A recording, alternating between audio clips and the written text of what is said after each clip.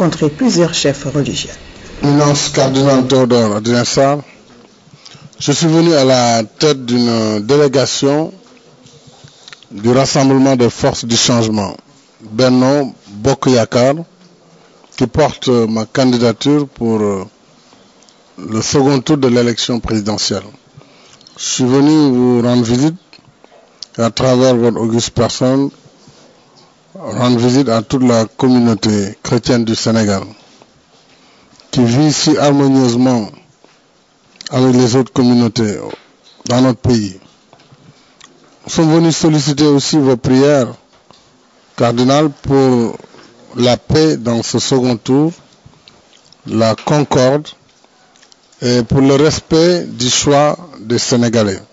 Le monde entier avait été très inquiet par rapport au déroulement du scrutin compte tenu du climat qui a précédé l'élection.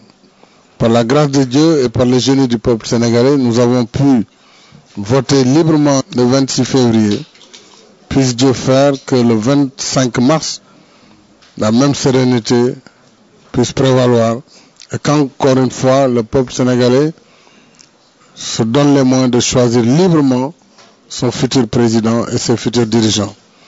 Nous savons que vos paroles sont écoutées par toute la communauté nationale, pas seulement par la communauté chrétienne, et vos sages paroles, ainsi que la parole des évêques qui a été entendue d'ailleurs pendant ce processus électoral, appelant à la responsabilité, appelant à la paix.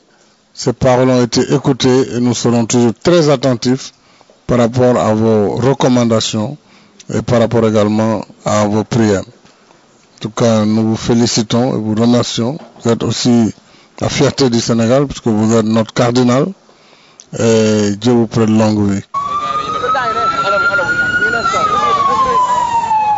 ñëw nañu sàkku ñaan ngir jàmm am ci réew mi ndax jàmm si la ñu mën a liggéeyal Sénégal jàmm si la njaboot gi mën a am bànneex ak mën a topp leneen la ñuy mën a topp su jàmm amul topp diine bi dana metti dem liggéey kenn du ko mën def toppatoo sa njaboot kenn du ko mën a def kon lépp lu ñu def war nañu jiital jàmm jooje te jàmm nag ku ko bëgg itam il faut nga doxal yoon ku nekk li àqam ñu jox ko àqam yemale nit ñi ci seeni devoir ak seeni droit kon ñun de yéene la ñu am ci Sénégal yàlla nag moo xam li ci xol yi waaye yéene bi ñu am te yaakaar na yéene bu baax la ci Sénégal moom la ñuy ñaan ngeen ñaanal ñu ngir ñu mën ko mottali te lépp lu ñu def ñu teg ko ci intérêt askanu Sénégal d'abord balaa ñu koy teg ci suñuy intérêt bopp wala intérêt partisan ci loolu moo tax ñu ñëw tey seet si la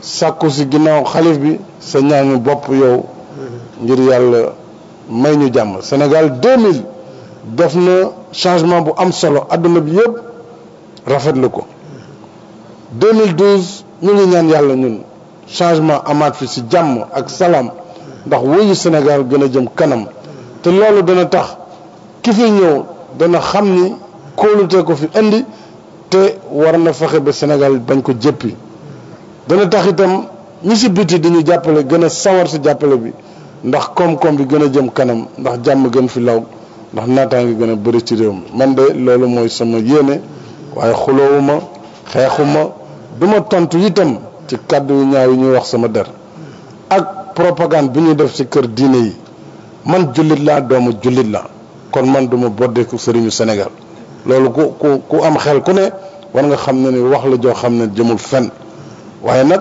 comme ci politique lañ nekk nit ku ne ak na ngay politiquer waaye ñun de jikko bu rafet lañ bëgg politiquer wut si ngor lañu bëgg bu ñu amee ñu xam ne am nañ ko ci ngor suñu ko ñàkkee fekk yàlla moo ñu ko tere te muy lu leer lu dëggu ñu nangu ko waaye duñu nangu tam ay foqarti wala loo xam ne leerul ñu si bëgg a daan kooku duñu ko nangul kenn waaye daal yal na yàlla def jàmm maa ngi lay sant sëñ bi di la gërëm lépp lu dëng nag ci kàddu gi xamal ne xëy na xër bi la waaye ci anam yu gën a tedd laa bëgg a wax ak yow.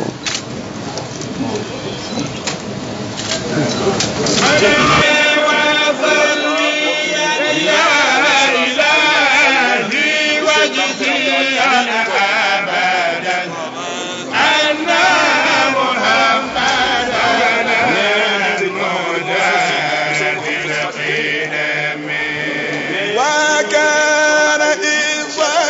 كما زيد بن حارثة مصطفى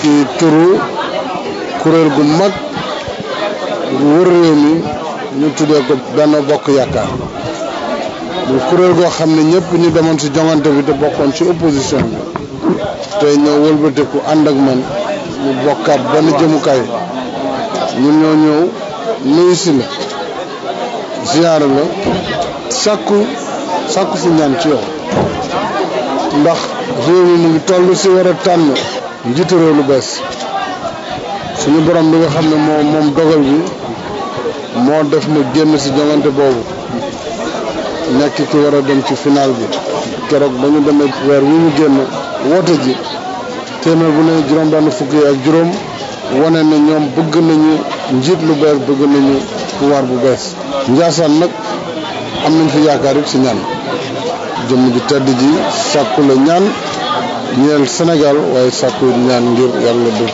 jàmm te it may ñu ndam ndax ndam li ñuy wut ndamul Sénégal lépp la. Le candidat Abdoulaye Wade des FAL 2012 était lui encore dans la région sud du pays. Il a fait Sédhiou, Oudoukar, Ziguinchor et Kolda.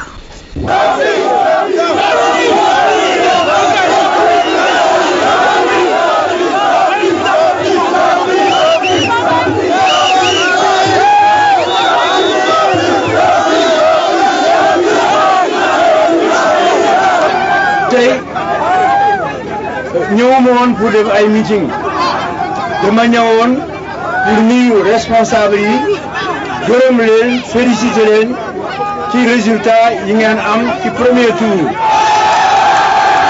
Ensuite ma recevoir ñi nga xam ne dañu nekkoon ci yeneen parti yu demee naka APR yu demee naka parti socialiste wala Rewmi wala même AFP. ci commune bi département ak Médina Yoro Foulah de grands responsables ñoom laa doon recevoir tey pour gërëm leen ci décision bi ñu jël pour voter ma au deuxième tour.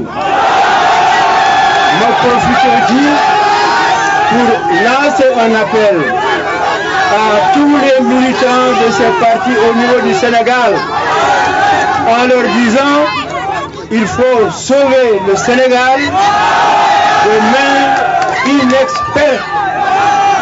Il faut sauver le Sénégal de l'aventure. Il faut continuer à confier le Sénégal à moi qui, depuis 12 ans, ai pu conduire ce pays pour en faire un pays à la porte de l'émergence. Je vous demande à tous, où que vous soyez dans le Sénégal, de vous organiser et de voter pour moi au deuxième tour. Et comme je l'ai dit, je formerai un gouvernement en tenant compte de l'apport de chaque groupe à la victoire. Je vous remercie, population de Kolda. Vous avez été un exemple.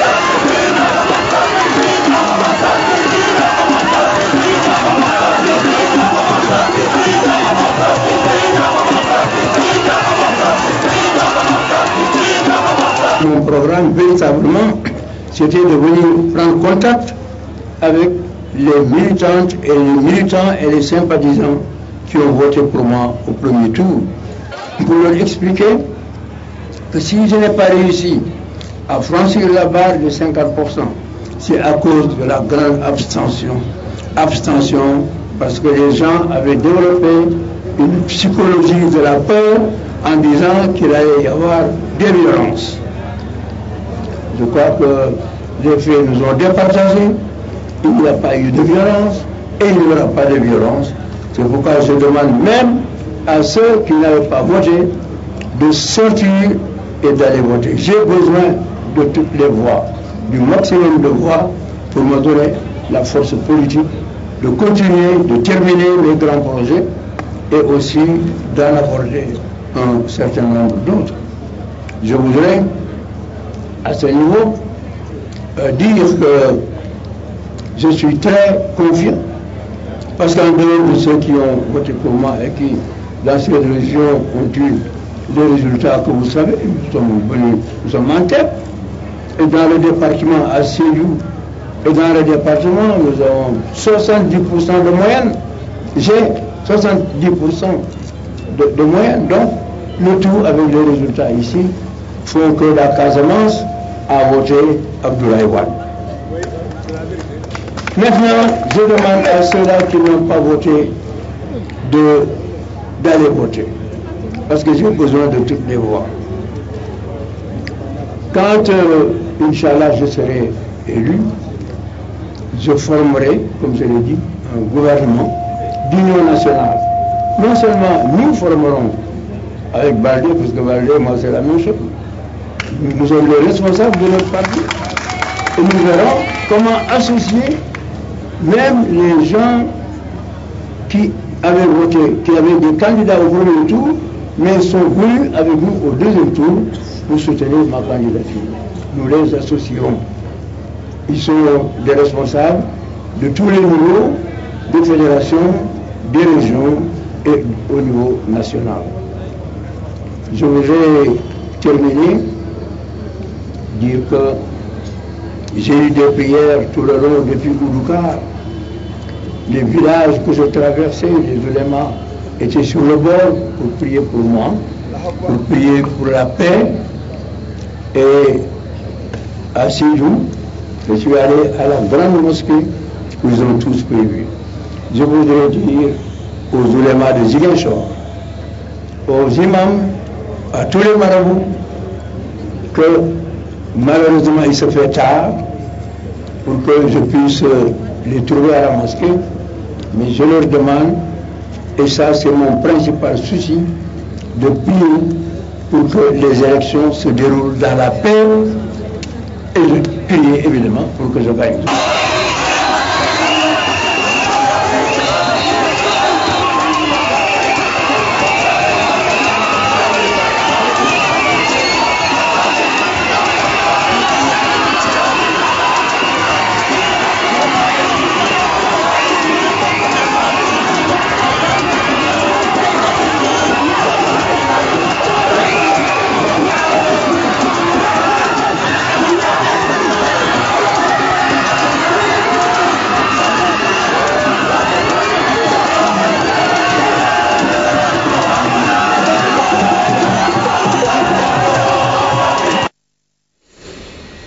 Voilà, c'est la fin de ce journal de la campagne. Vous retrouverez même Nadir demain pour une autre édition. Merci de nous avoir prêté votre attention. Bonne soirée à tous.